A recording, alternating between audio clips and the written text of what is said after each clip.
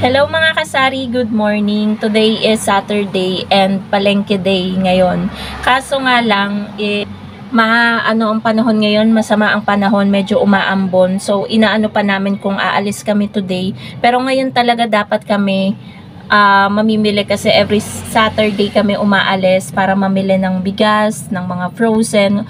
Kung ano yung kulang dito, tapos bumibili din kami ng mga sigarilyo na sa palengke lang namin nabibili. So ngayon guys, inaano pa namin kung aalis nga kami gawa ng yung panahon. Hindi naman malakas yung ambon lang to, pero tinitingnan namin kung lalakas ba siya, kasi kung lalakas siya hindi kami aalis. Pero kailangan na talagang mamili ng bigas tsaka yung ibang frozen na sa Genstar lang namin binibili. So ngayon naman, kapag natuloy kaming umalis, hindi kami magpo-Pure Gold kasi 2 beses na kaming namimili sa Pure Gold Silang. Parang mas malapit doon, no? Tingin namin guys, mas malapit sa Pure Gold Silang. Siguro paminsan-minsan baka doon na kami mamili kasi naano ko na kapag mamimili kami doon, mas mabilis kaming nakakauwi kaysa kapag namimili kami dito sa Pure Gold Manggahan. Pero depende pa rin yun guys, kasi hindi naman mawawala sa routine natin na magja-Genstar tayo kasi dyan lang talaga kami namimili ng bigas at mga frozen kasi dyan mura. So and guys, update ko na lang kayo later. A few moments later.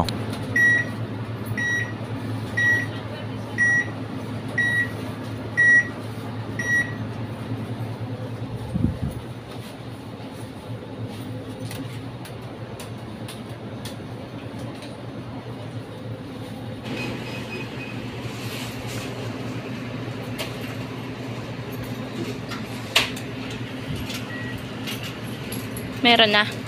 Ano ba na nga eh.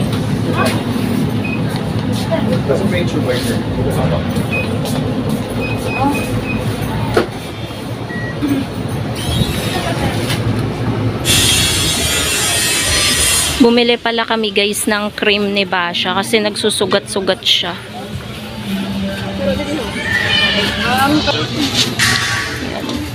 On the way para bumili ng frozen.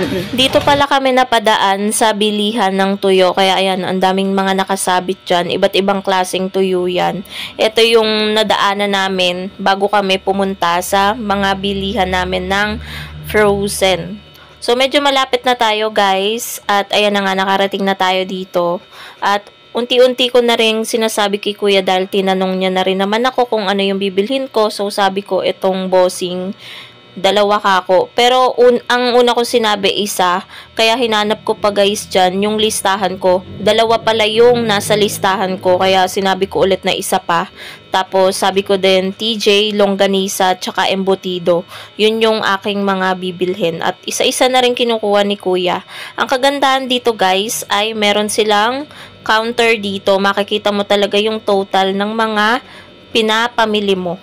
So, yan yung kagandahan dyan. Plus, may resibo pa. So, nandito na din tayo sa bilihan ng bigas. Dito din kami guys bumibili. At kung mapapansin nyo, sobrang dami nilang bigas. Lalapitan ko pa dito dahil nabigla ako sa presyo ng mga bigas ngayon. Ang laki ng itinaas talaga. 1 hour later. So, nakauwi na nga pala kami mga kasari ni partner. Kakadating lang talaga namin. So, ngayon ay mag-update ako sa mga pinamili namin.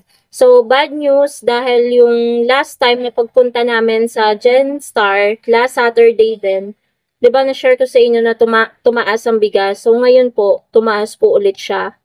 Another pagtataas na naman. Pero tayo, same pa rin yung bentahan natin. So, ang puhunan na po, nakabili na kami ng Sweet Jasmine Super Dinorado. 1,110 na po ang puhunan niya from last time. Kasi ang nakuha namin last time is Perfect Grain, 1,060. Pero kung merong Sweet Jasmine last Saturday, 1,090 na. Nakita ko kasi dun sa pinag-anuhan nila. Nagpapaskill sila dun ng presyo. So ngayon, 1,110 na ang puhunan. So meron pa kaming ibang binili. Bali bumili din ako guys ng 2 rim ng Chester na pula. So sad to say, wala naubusan na din kami ng free na kape. Next time daw, ipagtitira na ako ni ate. Sabi ko kay ate, sa Saturday, balik ulit namin. Ipagtitira niya na daw ako. So, nakapili din kami. Pagkadating namin guys, ito ay nakita agad ni partner na may nagtitinda ng kabute. So, kada balot is 100 pesos. Yan, 100, 100. So, 200 pesos na kabute. Ngayon guys kasi, wala pang masyadong naglalabasan ng mamarang at kabute. Kaya, ayun, talagang pag nakakita, binibili agad. Tapos, bumili na din ako ng Kopi ko Blanca. Kung may free sana tong dalawang to, hindi ako bibili ng Blanca. So, bumili tayo ng isang haba. Kasi baka maubos na tong naka-display dito. Ang puhunan nito guys is 132 sa Genstar.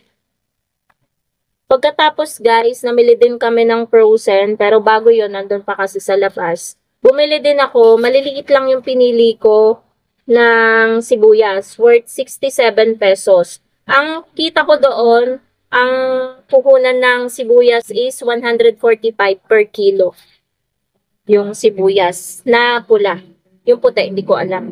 So, punta tayo dun guys. Pakita ko sa inyo yung mga frozen. Tsaka namili din kami guys dahil medyo may blessing tayo ngayong araw. Dumating na yung sahod natin sa ating pagbablog, sa ating YT channel. So, nakapag-withdraw din kami ni partner. Nakita nyo naman sa unahan ng video. So, nakapamili kami ng pang-stock namin na mga ulam. Manok, baboy, tsaka isda. So, siguro mga 1 week kaming hindi bibili. Nandyan lang sa rep. So, kapag naisipang magluto, magluluto. Hindi na kami mahirapan mag-isip or siya sa kasi mahirap dito guys bumili ng mga fresh na ulam kasi wala talagang mabibilihan ng fresh doon lang talaga sa palengke. So puntahan natin guys yung mga iba pa naming pinamili dito. Hindi kami guys ng Pure Gold. Bali bago kami magpunta sa Genstar is dumaan muna kami doon sa kinakainan namin ng pares. Hindi na din ako nakapag-video doon kasi medyo hassle, umaambon kasi guys. So, ito na yung mga pinamili namin, guys. Bumili si partner ng fish. Yan, isda. Yan, guys. Medyo maano lang. Malansa. Patong natin dito. Ayan yung isda. Ano yata to? Ewan ko kung anong binili niyang isda. Tapos, ito yung baboy, tsaka manok na binili namin dun sa suki namin. Yung baboy, siguro mga 1 kilo mahigit kasi nasa 500 plus yung baboy. Tapos yung manok is isang buong manok na malaki. Tagto 280 yata yun. Tapos ito yung mga frozen guys. Meron tayong worth 100 pesos na longganisang pula. 2 balot ng bossing jumbo. Ito siya. Tapos isang TJ regular. Tsaka 2 balot ng embutido. Ayun. Ayun yung embutido. Hindi ko na tinanggal guys sa plastic dahil ito ay ilalagay ko na rin naman sa ating rep agad-agad. Kasi baka mabulok ang ating mga pang-ulam dyan. Mga paninda. So, dito ko na rin guys tatapusin ang aking vlog. Ayun si partner. May ginagawa siya dyan. So, ayun guys. Yun lang ang ganap ngayong araw ng Saturday. Yan yung ginagawa namin usually every Saturday. Namamalengke talaga kami. Kasi ito yung time na yung time talaga para mamalengke kasi hindi pwedeng hapon kasi may sabong guys ng Saturday 3 PM na guys start. So marami kasing magpapa-Gcash and sayang din yung kita sa Gcash. So yun lang guys. Bye!